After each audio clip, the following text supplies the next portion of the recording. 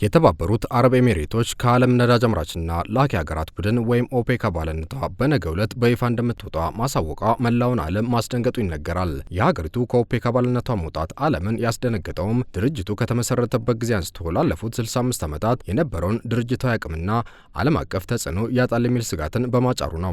ኦፔክ የዓለማችንን 40 በመቶ ነዳጅ በማምረት ለዓለም ገበያ ሲያቀርብ የቆየ ድርጅት ሲሆን በገበያው ላይም የአንበሳውን ሚና ሲጫወት ቆይቷል። የተባበሩት አረብ ኤሚሬቶች ከዚህ ድርጅት ለመውጣት የወሰነችው ለዓለም ገበያ የምታቀርበውን የነዳጅ መጠን ለማሳደግና ብሔራዊ ጥቅሟን ለማስጠበቅ መሆኑን አሳውቃለች። ሀገሪቱ በኢራን ጦርነት ምክንያት የደረሰባትን ጉዳት ተከትሎም ነዳጅን በዶላር ብቻ መሸጥን የሚያስገድደውን የድርጅቱን ሕግም ከዚህ በኋላ እንደማትከተል ማሳወቋም በስፋት እየተነገረ ይገኛል። ይህ የዓለማችን ወሳኝ የነዳጅ አምራች ሀገር የሆነችውና 80 በመቶ የተረጋገጠ የነዳጅ ሀብት ያላት የተባበሩት አረብ ኤሚሬቶች ውሳኔ በአጭር ጊዜ ውስጥ በዓለም የነዳጅ ዋጋ ላይ እምብዛም ተጽዕኖ ባይኖረውም ወደፊት ግን ጉልህ ተጽዕኖ እንደሚኖረው ይነገራል። ውድ የአንኳር ዜና ቤተሰቦች፣ በዚህ ቪዲዮ የተባበሩት አረብ ኤሚሬቶች ከኦፔክ አባልነቷ ለምን ተገነጠለች፣ የሀገሪቱ ከቡድኑ መገንጠልስ ምን አይነት ዓለም አቀፍ ተጽዕኖ ይኖራል የሚለውን በስፋት እንዳሰሳለን። አብራችን ቆዩ።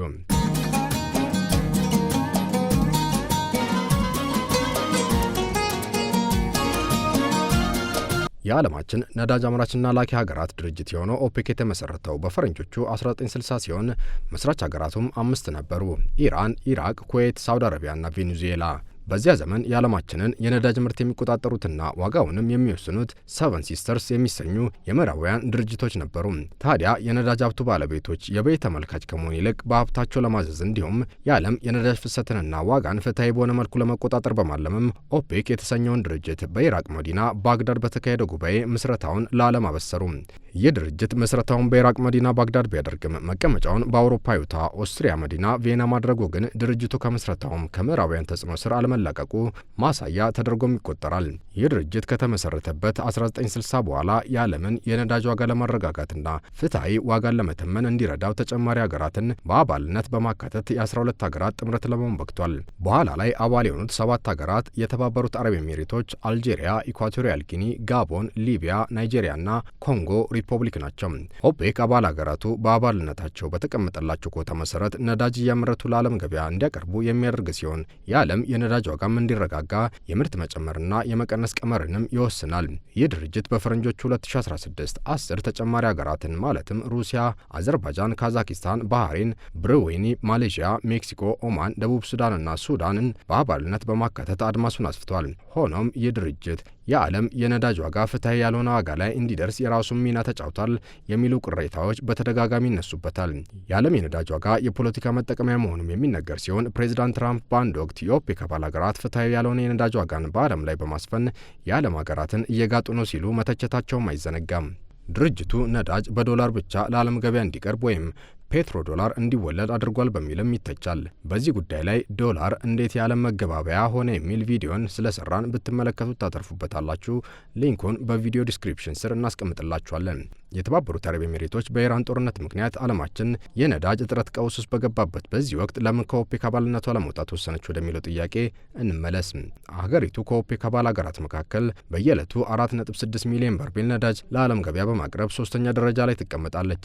ሳውዲ አረቢያ 11 ሚሊዮን በርሜል ነዳጅ እንዲሁም ኢራን 4.7 ሚሊዮን በርሜል ነዳጅ ለዓለም ገበያ በማቅረብ አንደኛና ሁለተኛ ደረጃ ላይ የተቀመጡ ሀገራት ናቸው። የኦፔክ አባል ሀገራት በተሰጣቸው ኮታ ወይም የምርት ድርሻ ላይ በመመርኮዝ ነዳጅ ለዓለም ገበያ የሚያቀርቡ መሆኑን ተከትሎም ተዝቆ የሚያልቅ የነዳጅ ሀብት ያላቸው እንደ የተባበሩት አረብ ኤሚሬቶች ያሉ ሀገራት በዚህ ኮታ ላይ ቅሬታ እንዳላቸው ይነገራል። የተባበሩት አረብ ኤሚሬቶች ለረጅም ጊዜ በዚህ የድርጅቱ አሰራር ላይ ቅሬታ እንደነበራት የሚነገር ሲሆን ምን ያህል ነዳጅ ማምረትና መሸጥ እንዳለባት በራሷ የመወሰን ነጻነትን ትሻ ነበርም ተብሏል። ካርቴል የሚባሉትና ኦፔክን በበላይነት ይዘውራሉ የሚባሉት ሀገራት የነዳጅ ዋጋ እንዲጨምር ከማድረግ ባለፈ አባል ሀገራቱ በቂ ሀብት እንዲያፈሩና እነሱን በነዳጅ ገበያው ላይ እንዲገዳደሩ አይፈልጉም ይባላል። ለዚህም ይመስላል ይህንን ካርቴል የሚባለውን የነዳጅ ላኪ ሀገራት ቡድንን በዋናነት በምትዘውረው ሳውዲ አረቢያና የተባበሩት አረብ ኤሚሬቶች መካከል ለረጅም ጊዜ የዘለቀ ባላንጣነት የተፈጠረው። የዘርፉ ባለሙያዎች እንደሚጠቅሱት ዓለማችን ወደ አረንጓዴ የኃይል አማራጮች ፊቷን እያዞረች መሆኑን ተከትሎ በቀጣይ ዓመታት ውስጥ የነዳጅ ተፈላጊነት ከመቀነሱም ባለፈ ዋጋውም እየወረደ መሄዱ አይቀሬ ነው። ይህም ማለት እንደ የተባበሩት አረብ ኤሚሬቶች ያሉ የመካከለኛው ምስራቅ ሀገራት ዛሬ ላይ በስፋት አምርተው ለዓለም ገበያ ከሚያቀርቡት ነዳጅ የሚያገኙት ንዋይ ነገ ከሚያገኙት ገንዘብ ጋር በፍጹም አይነጻ አይነጻጸርም። ለዚህም ይመስላል የተባበሩት አረብ ኤሚሬቶች ገና ምንም ካልተነካው የነዳጅ ሀብቷ በስፋት የመጠቀም ትክክለኛው ጊዜ አሁን ነው በማለት ነጻነቷን ለማወጅ የተገደደችው።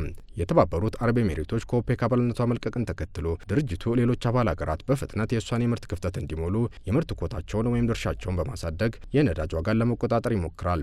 ነገር ግን ድርጅቱ ለዓለም ገበያ የሚያቀርበውን የነዳጅ ምርት በአጭር ጊዜ ውስጥና በተትረፈረፈ መጠን ማቅረብ የምትችለውን ቁልፍ ሀገር ማለትም የተባበሩት አረብ ኤሚሬቶች ማጣቱ ዋጋ እንደሚያስከፍለው ይነገራል። ይህም ማለት ድርጅቱ ከዚህ በፊት የዓለም የነዳጅ ዋጋን ለማረጋጋትም ሆነ የምርት እጥረት እንዳይከሰት በቂና ዝግጁ የሆነ የነዳጅ ምርት የነበረው ቢሆንም አሁን ላይ ይህንን አቅም ካጣ መዋቅራዊ አቅሙ እየተሽመደመደ ይሄዳል እንደማለት ነው። ይህ ደግሞ ድርጅቱ ለዓለም ገበያ የሚያቀርበው የነዳጅ ምርት የተበታተነ እንዲሆንና ገበያውም ያልተረጋጋ እንዲሆን ሊያደርገው ይችላል እየተባለ ይገኛል። የዘርፉ ባለሙያዎች የተባበሩት አረብ ኤሚሬቶች ከኦፔክ አባልነቷ መልቀቅ ለራሷ ለሀገሪቱና ለዓለም የሚያስከትለውን አሉታዊና አዎንታዊ ጉዳይ እንዲህ ይመለከቱታል። ሀገሪቱ እንደ ከዚህ ቀደሙ ያለማንም ከልካይ በራሷ አቅም ነዳጅን በገፍ ለዓለም ገበያ በማቅረብ ተዝቆ የማያልቅ ሀብት ማካበት መቻሏ በአዎንታዊነት ይጠቀሳል። የተባበሩት አረብ ኤሚሬቶች ለዓመታት የገነባችው የነዳጅ ማምረቻ መሰረተ ልማት ያላትን ያልተነካ የነዳጅ ሀብት ለዓለም ገበያ እንድታቀርብ የሚረዳት መሆኑን ተከትሎም የዓለም የነዳጅ ዋጋም ቅናሽ ሊያሳይ ይችላል።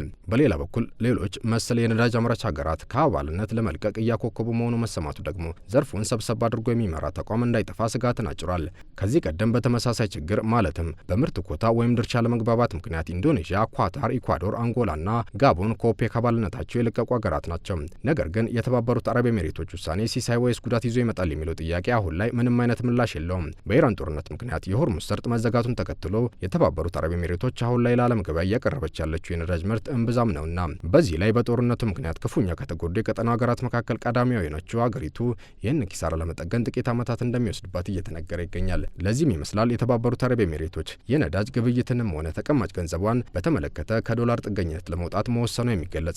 ነገር ግን የኢራን ጦርነት መቋጫ ካገኘ የተባበሩት አረብ ኤሚሬቶች ከኦፔክ አባልነቷ በመውጣት ነዳጅን በገፍ ለዓለም ገበያ ለማቅረብ መወሰኗ የተቃወሰውን የዓለም የነዳጅ ዋጋ ከማረጋጋት ባለፈ ሀገሪቱን ተዝቆ የማያልቅ ንዋይ እንድታገኝ ያደርጋታል ተብሏል። የሆርሙዝ ሰርጥ የባህር ወሽመጥ መከፈትን የናፈቀው የተባበሩት አረብ ኤሚሬቶችን ትሩፋትም እየጠበቀ ነው።